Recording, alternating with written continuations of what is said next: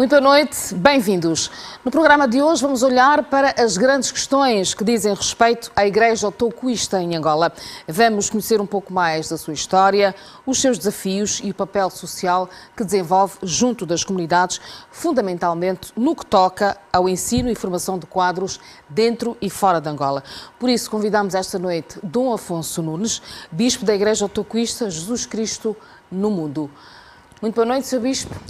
Boa noite, bem-vindo à grande Fernanda, entrevista. E quero agradecer a Deus Pai pelo convite que me formularam e também agradecer à direção da televisão pública de Angola. Estou aqui para podermos, de facto, dizer algo que nos diz respeito. Vamos olhar para as várias questões que dizem respeito à Igreja Tocuista. Eu gostava que começasse por olhar um bocadinho sobre a história do surgimento do movimento tocuista no mundo, muito rapidamente.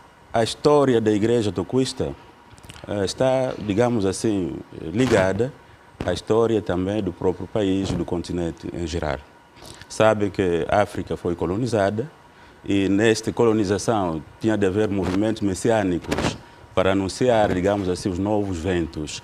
É neste sentido que a Igreja surge desde 1946, quando, em Leopoldville, se realiza a Conferência Missionária Protestante, onde os missionários pediram que os africanos que estavam lá naquela conferência pedissem a Deus aquilo que, de facto, tinham como dificuldades e queriam que fossem resolvidas. Assim, foram solicitadas 3 africanos. O primeiro foi o reverendo Adão Gaspar de Almeida, da Igreja Metodista Unida.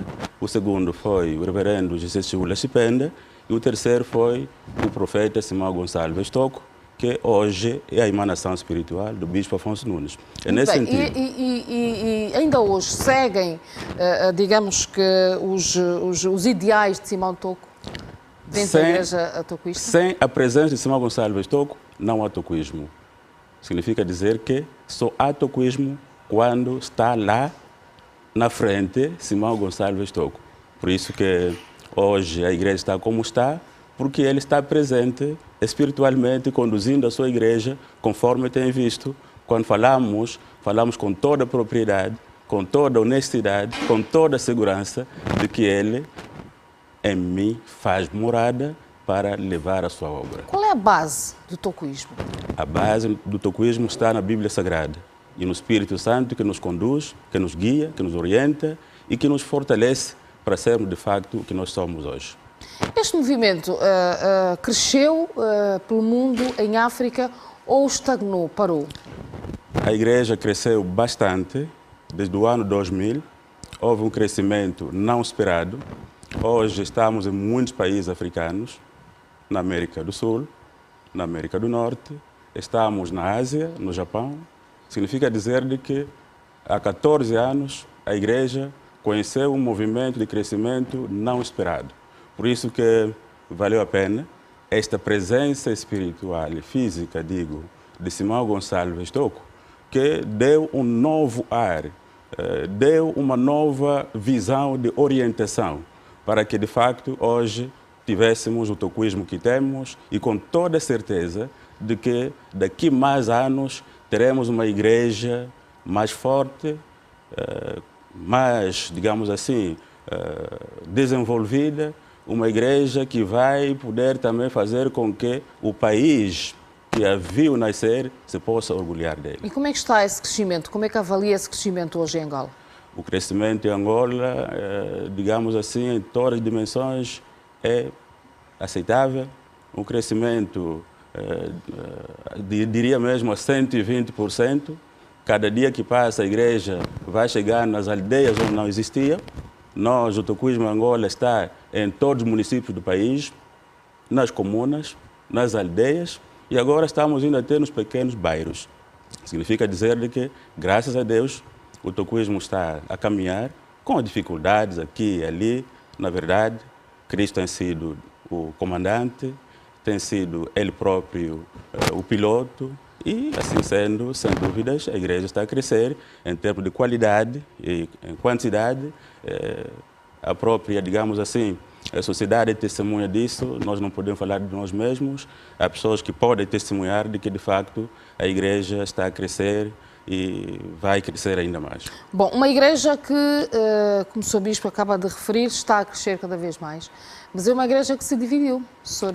Bispo, como é que se pode entender esta divisão no seio da igreja, dentro da igreja? Sabe que quando Cristo existiu, quando ele esteve na terra fisicamente, a igreja cristã era uma só. Quando Cristo dirigiu a sua igreja antes da sua fundação, ele anunciou a sua fundação, depois foi e deixou aos apóstolos, era uma. Mas depois, com o andar do tempo, a igreja começou a dividir-se, porque o comandante não estava presente. Como aconteceu com os toquistas? Com o desaparecimento físico do dirigente, na verdade, nada mais se esperava senão a sua divisão. Mas graças a Deus, Pai... Mas como é que se percebe isso? Como é que a própria igreja faz essa leitura quando devia ser a igreja a trabalhar unida em torno dos seus filhos, dos seus fiéis? Temos uma igreja que luta pelo poder da igreja. Como é que se explica isso? Como é que reflete sobre isso? Eu penso que foi uma fase muito conturbada que a igreja passou, desde 84, uma fase muito difícil, difícil mesmo, mas penso que agora, pouco a pouco, e devem ser testemunhas, pouco a pouco, os conflitos que eram tão grandes, até digo guerras, vão diminuindo e hoje, pouco a pouco, a igreja vai se recompondo. E aí estão as provas de que, com o andar do tempo, o tempo será mestre, aqueles que ainda estão fora da carruagem, e a nossa oração é que todos possam voltar. Vários movimentos. A minha pergunta é, há agora a oportunidade para que essa reconciliação se efetive ou não? A reconciliação foi realizada. O resto é um processo. Como se diz, a reconciliação é um processo que começa e não termina no mesmo dia.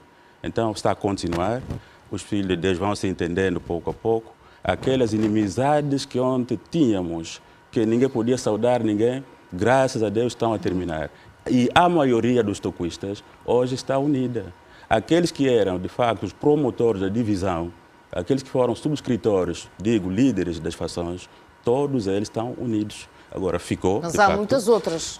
O que é necessário fazer para que, de facto, estamos a trabalhar para isso e se reconciliem definitivamente? Em oração, a obra da igreja é uma obra espiritual, divina, e precisa a nossa, digamos assim, entrega em orações para que, de facto, daqui mais algum tempo, aqueles que estão ainda fora, que não são mais muitos, se formos a calcular em termos de números, mas são importantes, de facto, para a vida da igreja, também tenho a firme certeza de que isso vai acontecer. Só se for o filho da perdição, para que a Escritura se cumpra.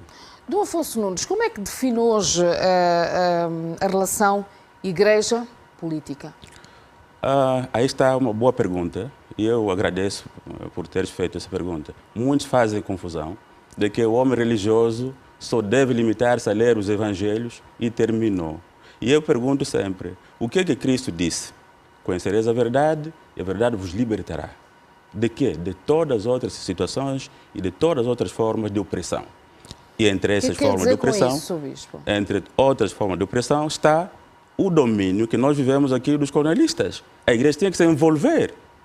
De uma ou de outra forma, a igreja sentiu-se forçada a trabalhar para que, de facto, tivéssemos os políticos. Não há aí o risco de haver uma promiscuidade entre esses dois poderes? Não pode haver promiscuidade entre os dois poderes, porque, finalmente, conhecemos quando e aonde devemos atuar. Ou entre essas duas instituições, digo. Quando e aonde devemos atuar. Mas, se nós nos calarmos, não dizermos nada, enquanto que a política é direcionada para os homens, a igreja também tem a mesma missão de conduzir os homens e metermos no meio uma barreira, construirmos no meio um muro de Berlim, estamos a destruir o nosso próprio país, estamos também a autodestruir-nos. Por isso, há necessidade Defende então que a igreja deve fazer parte dos grandes projetos políticos. Deve intervir sempre que há necessidade de fazer ouvir a sua voz, no sentido de que os políticos também tenham, a partir da voz dos homens de Deus, a orientação que vem de Deus de conduzir bem o país. Pensamos que é uma, digamos assim, diria mesmo brincadeira, quando as pessoas pensam que um líder espiritual um líder religioso se limitasse apenas às 4 paredes da sua igreja e não olhar à sua volta, os problemas que passam à sua volta, não fazer a leitura dos sinais dos tempos e emitir o seu parecer, então esse líder seria desqualificado. E para nada, a sua igreja é bastante interventiva neste sentido? A nossa igreja, desde então, sempre foi uma igreja, digamos, interventiva e surgiu para intervir num momento difícil. Quando a África se encontrava numa situação difícil, o tokuismo surgiu para poder, digamos assim, através da Bíblia, despertar as consciências dos africanos e dos angolanos em particular, para que entendesse de que havia necessidade de fazer algo para se libertar do jugo colonial. E por isso, os tokuistas, Simão Gonçalves Toko, valeu-lhe prisões e mortes, centenas de milhares de fiéis foram mortos porque anunciaram a mensagem da liberdade. E por isso que nós, nem hoje, nem amanhã, não vamos de nos abster daquilo que sempre que foi o nosso papel, intervir sempre que for necessário. Como é hoje a relação da igreja tokuista com as restantes igrejas em Angola? Nós pensamos que estamos no bom caminho, temos boas relações. Desde o ano 2000, como já disse atrás, houve de facto uma revolução espiritual.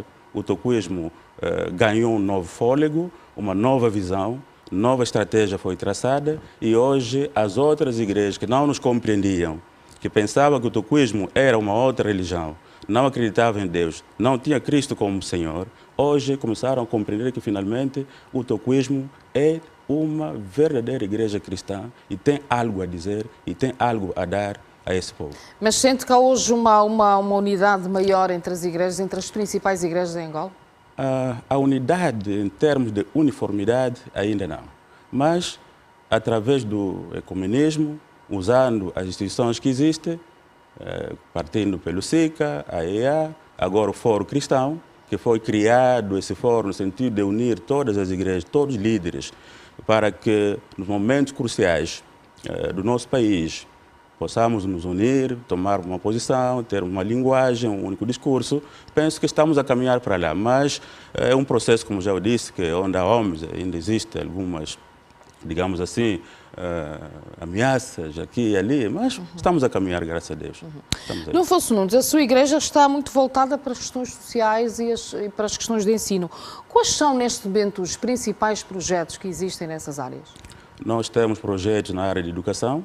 Nós definimos, a partir do terceiro congresso que realizamos no ano 2010, definimos que a educação era, de facto, um fator primordial para que pudéssemos ajudar, primeiro, os membros da igreja. Sabem que a igreja tokuista teve uma taxa de analfabetismo muito alta, como também o próprio país, e nós empreendemos esforços. A partir de 2002, assinamos um convênio com o Ministério da Educação e começamos com a alfabetização, depois o ensino primário, secundário, e hoje temos projetos na área do ensino superior, que, se Deus Pai quiser, no próximo ano ainda iremos abrir as portas para ajudarmos os angolanos, para também nos associarmos aos esforços do próprio governo. A nível do ensino primário, quantas crianças ou quantos estudantes a Igreja Tokuista controla? A nível do ensino primário, em Angola, estamos acima de 17 mil alunos. Isto é, de primário até o ensino secundário. E se formos até a fronteira, onde também a igreja existe, podemos chegar nos 20 mil alunos. Como é que funciona este intercâmbio com o Ministério da Educação? Temos boas relações, o Ministério paga os professores, nós construímos as escolas e a partir dali temos esse convênio, o programa que funciona nas nossas escolas é do Ministério, mas também tem um elemento muito importante que nós incluímos, que nas escolas públicas não existe. Qual? Nós colocamos disciplinas como, por exemplo, Deus da criação, a educação cristã, onde o aluno aprende o valor da vida, aprende de facto de que o próximo é importante e conhece o porquê que estamos aqui, quem nos criou. E quando, por exemplo, estamos a faltar respeito ao próximo, estamos a faltar respeito a Deus que criou o homem. Então, são valores importantes que nós incluímos dentro do nosso currículo e que está a dar, de facto, bons frutos. Em termos ainda de formação de quadros, quantos angolanos estão neste momento a ser formados pela Igreja Tokuista fora do país? Bem, dentro já colocamos no mercado de trabalho cerca de 3 mil tal alunos, em 6 anos. E fora do país também estamos a Em que caminhar. cursos?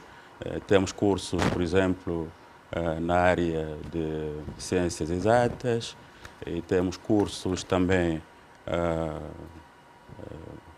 nas outras ciências. Por exemplo, agora vamos implementar a arquitetura, vamos implementar o urbanismo, vamos também incluir no nosso currículo do ensino superior curso de engenharia de construção civil, vamos colocar também os cursos de medicina na sua variedade, digamos assim, em termos de disciplinas de saúde. Pensamos que estamos a caminhar nesse sentido. E a abertura da universidade, para quando é que será?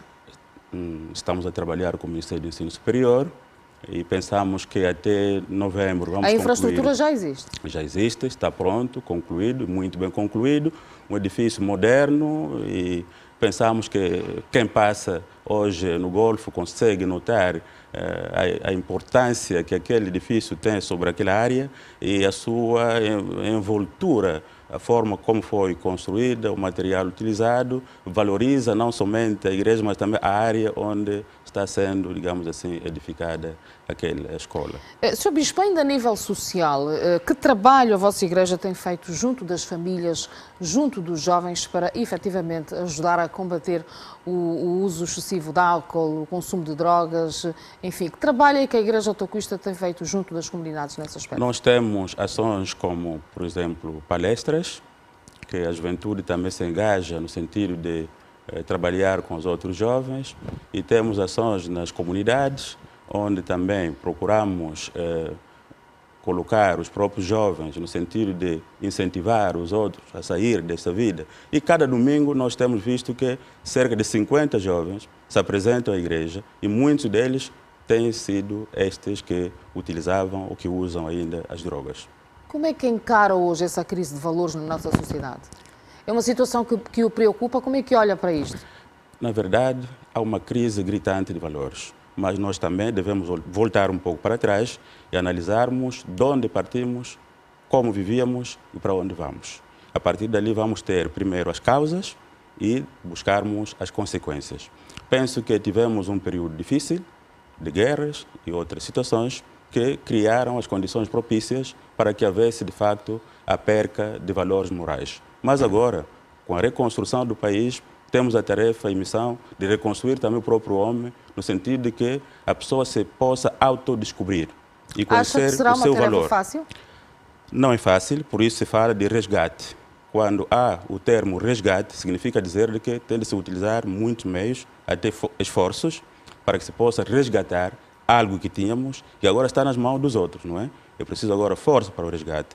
Penso que não é fácil, mas também não é difícil, porque onde há vontade, onde há conjugação de esforços entre nós como igreja, o próprio Estado, o governo e todas as outras forças da sociedade civil, todos envolvidos nesta batalha, temos certeza de que pode durar, mas vamos conseguir inverter. Nós temos hoje uma sociedade bastante consumista e cada vez mais virada para aquilo, para a satisfação das suas necessidades materialistas. Como é que acha que a Igreja pode ajudar a travar este consumismo exagerado?